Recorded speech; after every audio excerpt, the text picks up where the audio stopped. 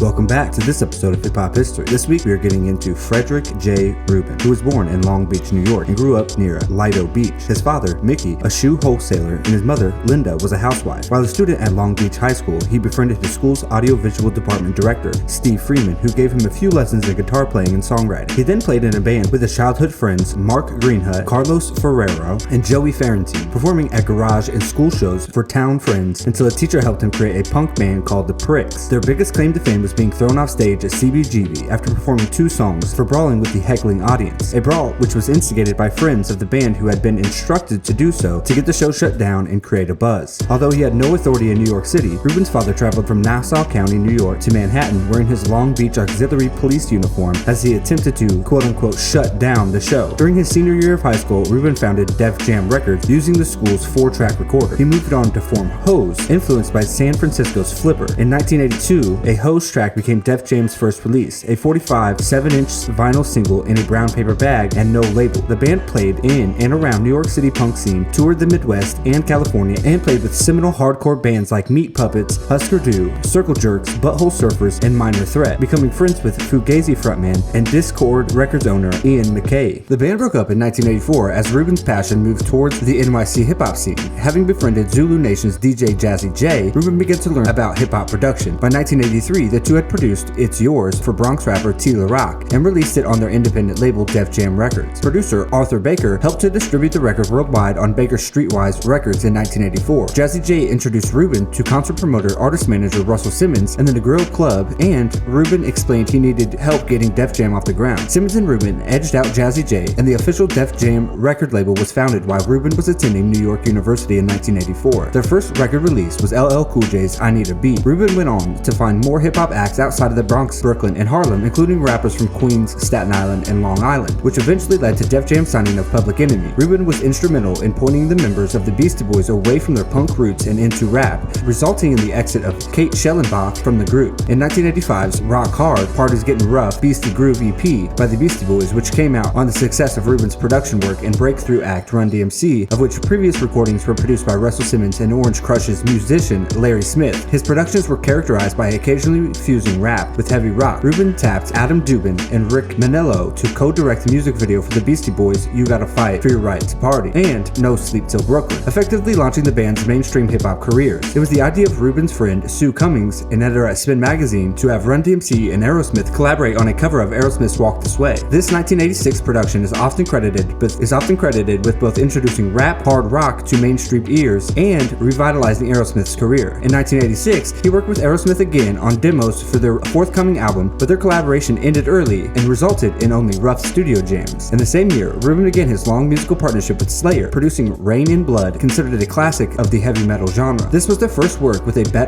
first work with a metal band. In 1997, the Cult released their pivotal third album, Electric. Produced by Rubin, the album remains one of the Cult's trademark and classic works. Rubin would later work with the Cult again for their single, The Witch, in 1992. Rubin is credited as music supervisor in the movie Less Than Zero and is the producer of its soundtrack. Rubin portrayed a character based on himself in the 1995 hip-hop motion picture Crush Groove, which was inspired by the early days of Russell Simmons' career as an artist management and music producer. He then directed and co-wrote the Rick Manello, a second Run DMC film, Tougher Than Leather, in 1988. In 1988, Rubin and Simmons went their separate ways after Rubin had a falling out with then Def Jam president Lear Cohen. Rubin left for Los Angeles to start Def American Recordings, while Simmons remained at Def Jam in New York. In Los Angeles, Rubin signed a number of rock and heavy metal acts, including Danzig, Masters of Reality, The Four Horsemen, and Wolfsbane, as well as alternative rock group The Jesus and Mary Chain and stand-up comedian Andrew Dice Clay. Though Rubin's work at this time was mainly focused on rock and metal, he still retained a close association with rap, signing the Ghetto Boys and continuing to work with Public Enemy, LL Cool J, and Run DMC, among others. Rubin had originally given his new label the name of Def American Recordings. In 1993, Rubin found that the word Def had been accepted into the standardized dictionary and held an actual funeral for the word, complete with casket, a grave, celebrity mourners, and a eulogy from the Reverend Al Sharpton. Def American became American Recordings. In regard to this, he stated, when advertisers in the fashion world co-opted the image of hippies, a group of the original hippies in San Francisco literally buried the image of the hippie. When Def went from street lingo to mainstream, it defeated its purpose. The first major project on the renamed label was Johnny Cash's American Recording, a record including 6 cover songs and new material written by others for Cash at Rubin's request. The album was a critical and commercial success and helped revive Cash's career following a fallow period. The formula was repeated for 5 more Cash albums: Unchained, on which Tom Petty and the Heartbreakers served as the backing band; Solitary Man,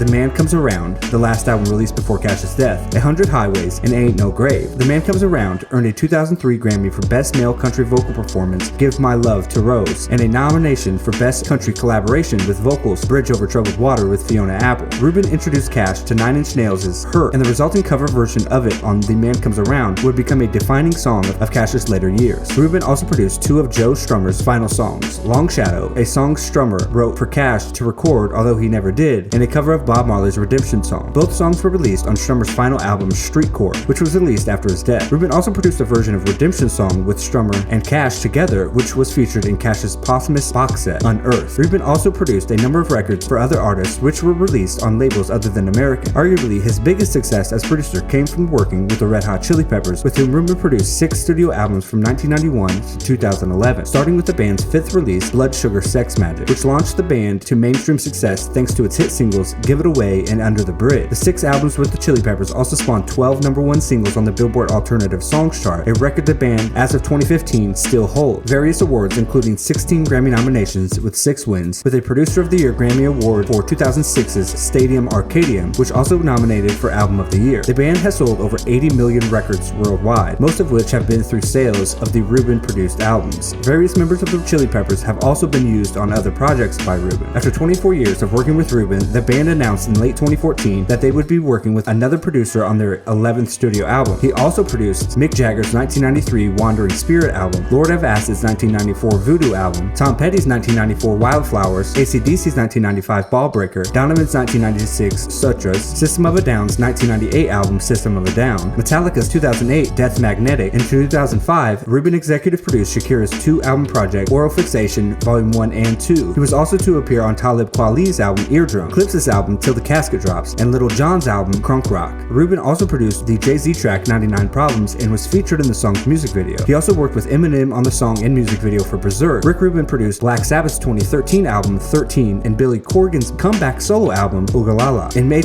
2007, Rubin was named co-head of Columbia Records. Rubin co-produced Linkin Park's 2007 album Minutes to Midnight with Mike Shinoda. Rubin and Shinoda have since co-produced the band's 2010 album A Thousand Suns and their June 2012 release Living Thing. In 2007, Rubin won the Grammy Award for Producer of the Year for Non-Classical for his work with the Dixie Chicks, Michael Kranz, Red Hot Chili Peppers, U2, Green Day, and Johnny Cash, released in 2006. Rubin won the award again in 2009 for production work for Metallica, Neil Diamond, Hours, Jacob Dylan, and Weezer in 2008. In 2007 and 2012, Rubin won the Grammy Award for the Album of the Year. The former was for his work for the Dixie Chicks album Taken the Long Way, and the latter came from his contributions to Adele's album 21. Rubin left Columbia in 2012 and revived American Recordings imprint through a deal with Republic Records. The first albums released under the new deal were ZZ Top's La Futura and the Avett Brothers' The Carpenter. Rubin attempted to record a cover album of the Crosby, Stills and Nash in 2012, but the brief sessions were ultimately unsuccessful. Graham Nash went on to describe the sessions as irritable and not a great experience. In July 2021, Rick Rubin signed with Endeavor Content to further develop his home studio, Shangri-La Recording Studios. Rubin is a fan of professional wrestling and had a lifetime subscription tickets to the World Wrestling Federation's monthly events at Madison Square Garden throughout the 70s and 80s. Rubin has cited Roddy Piper and Ric Flair as influences in his work and promotion. Rubin has said that the professional wrestling heels were hugely influential in the development of the Beastie Boys. The idea of being bad guy rappers saying really outlandish things in interviews, that all came from the love of pro wrestling, Rubin said. Rubin financially backed Jim Cornette's Smoky Mountain Wrestling for most of its run from 91 to 95. Rubin has a chapter giving advice in Tim Ferriss's book Tools of Titans. In addition, he gives advice on creativity on his Instagram account. Rubin was featured as one of Supreme's photo tees during their Fall/Winter 2021 collection. The tee came in 7 different colorways and featured Rubin in a meditative sitting position while wearing the brand's iconic box logo t-shirt. Now let's go over his filmography. Crush Groove in 1995 as himself, Tougher Than Leather in 1998 as Vic Farentine. He was the writer and director as well. Men Don't Leave in 1990 as Craig, Funky Monks in 1991 as himself, Fade to Black in 2004 as himself, Dixie Chicks, Shut Up and Sing in 2006 as himself, iTunes Originals, Red Hot Chili Peppers in 2006 as himself, Running Down a Dream in 2007 as himself, The Making of Minutes to Midnight in 2007 as himself, The Meeting of a Thousand Suns in 2010 as himself, Inside Living Things in 2012 as himself, Sound City in 2013 as himself, Making 13 in 2013 as himself, Foo Fighters Sonic Highways TV miniseries in 2014 as himself, I Am Johnny Cash documentary 2016 as himself, Oh Vida making an album in 2017 as himself, May It Last, A Portrait of the Avett Brothers in 2017 as himself. The next guest needs no introduction with David Letterman, episode 4 in 2018 as himself. Shangri-La, 2019, 4 episodes as himself. McCartney, 321 in 2021, 6 episodes as himself. He has been nominated for 18 Grammys, winning 9, including the following: 1998's Best Country Album for Unchained by Johnny Cash, 2007's Record of the Year with Not Ready to Make Nice by the Dixie Chicks, also 2007's Best Country Album and Album of the Year for Taking the Long Way by the Dixie Chicks, and 2007's Best Rock Album for Stadium Arcadium by the Red Hot Chili Peppers. Also that year, he was nominated for Album of the Year with Stadium Arcadium, Future Sex Love Sounds, and the winner, Taking the Long Way. He won in 2007 and 2009 for Producer of the Year, Non-Classical. In 2012, he won Album of the Year for Adele's 21, the Best Rock Album in 2021 for The New Abnormal by The Strokes. Rick Rubin has produced for most everyone. I can't possibly go over every track or album, but I will hit the more important ones and albums he's executive produced. LL Cool J's Radio,